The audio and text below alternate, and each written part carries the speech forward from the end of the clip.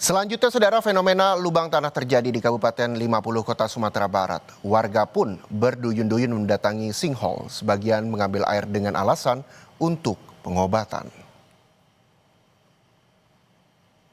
Sinkhole atau lubang besar yang muncul di area persawahan Jorong Tepi berubah menjadi objek wisata. Setiap hari sejumlah warga datang untuk melihat langsung fenomena ini. Tidak hanya untuk mengabadikan momen dengan kamera ponsel, sebagian dari mereka juga terlihat mengambil air dari sinkhole. Mereka percaya air dapat memberikan manfaat kesehatan, namun hingga saat ini klaim itu belum dapat dibuktikan secara medis maupun ilmiah. Namun ramainya kunjungan warga berdampak pada aktivitas petani. Perangkat nagari bersama aparat terkait tetap mengawasi lokasi untuk mencegah terjadinya hal-hal yang tidak diinginkan. Ada tuh kok bawa pulang aja tuh kayak nutun ibu-ibu itu aja. Kalau kata warga gimana, Bu? Ya katanya mana tahu nanti ada untuk obat katanya. Jadi pengunjung semakin banyak dan bagi petani kami tentu sangat berdampak sekali, tidak bisa panen, tidak bisa bercocok tanam dan hal semacamnya. Dan selanjutnya, saudara, informasi mengenai fenomena sinkhole. Selengkapnya kita sapa jurnalis Kompas TV ada Rio Yohanes. Selamat sore, Rio. Rio, bagaimana awalnya terjadi sinkhole ini dan menjadi tujuan warga untuk melihat dan berfoto di sana?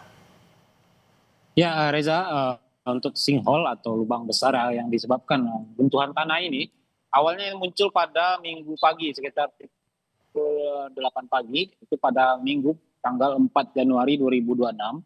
Awalnya warga mendengar ada bunyi gemuruh. Ketika didatangi ke lokasi ternyata ada lubang dengan kedalaman lebih kurang 3 meter. Tapi pada berjalannya waktu, lubang ini semakin besar dengan diameter yang mencapai sekitar 7 meter dengan kedalaman 5,7 meter. Awalnya lubang ini tidak ada air, lalu lama-kelamaan muncul air yang saat ini airnya juga sudah berwarna kebiruan sehingga terlihat cantik dan banyak menarik minat warga untuk datang ke lokasi untuk sekedar menyaksikan atau untuk mengambil air yang ada di dalam sinkhole ini. Demikian, Reza. Iya, Rio, apakah memang tempat ini sudah dinyatakan aman jika didatangi warga? Ya, melihat fenomena ini sejauh ini dari pengamat geologi di Sumatera Barat menyatakan bahwasanya lubang ini ditimbulkan karena struktur tanah di kawasan ini merupakan batuan kapur yang rapuh, nggak runtuh. Tapi dalam hal ini memang Kementerian ESDM itu sudah menurunkan Badan Geologi ke lokasi dan sudah melakukan penelitian lebih awal untuk analisa awalnya. Ini bukanlah retakan yang atau runtuhan yang disebabkan adalah material batu kapur di sana, melainkan karena erosi buluh atau pengikisan tanah yang disebabkan oleh air di bawah permukaan yang sudah menyerupai seperti pipa besar. Nah, karena kondisi cuaca dengan curah hujan yang tinggi dan buruknya drainase di kawasan persawahan ini, itu menyebabkan terjadinya runtuhan. Dan untuk air ini memang sejauh ini belum ada kajian ilmiahnya apakah air ini memiliki kandungan pH yang tinggi atau memiliki khasiat untuk kesehatan. Sejauh ini belum ada keterangan resmi atau pengajian ilmiah terkait hal ini. Dan untuk itu warga memang dihimbau untuk tidak terpengaruh dengan isu apapun terkait keberadaan air ini. Dan untuk petugas di lapangan juga dihimbau untuk mengawasi setiap warga atau setiap orang atau setiap pengunjung yang datang ke lokasi untuk diawasi kegiatan di sana karena mengingat kondisi struktur tanah di sana masih ada rapuh dan berkemungkinan akan terjadi runtuhan baru atau melebarnya lubang sinkhole ini. Demikian, Reza.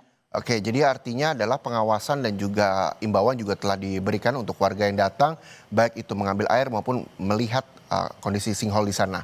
Lalu kita tahu bahwa sinkhole ini kan berada di lokasi pertanian. Apa dampaknya bagi petani di sana? Ya, sejauh ini memang karena keberadaan sinkhole ini, munculnya sinkhole di kawasan ini, sejauh ini aktivitas pertanian di sana belum bisa dilakukan, baik itu penanaman di persawahan itu, karena banyaknya kunjungan warga di sana. Dan perangkat negari dalam hal ini tetap menghimbau warga menyatakan untuk bersabar sampai hal ini bisa ditanggulangi secara baik. Dan untuk itu sejauh ini ada petugas yang disiagakan di lapangan untuk mengawasi aktivitas warga yang datang ke lokasi sinkhole ini. Mereka ada jarak tertentu yang dibatasi, yang tidak boleh dimasuki oleh warga.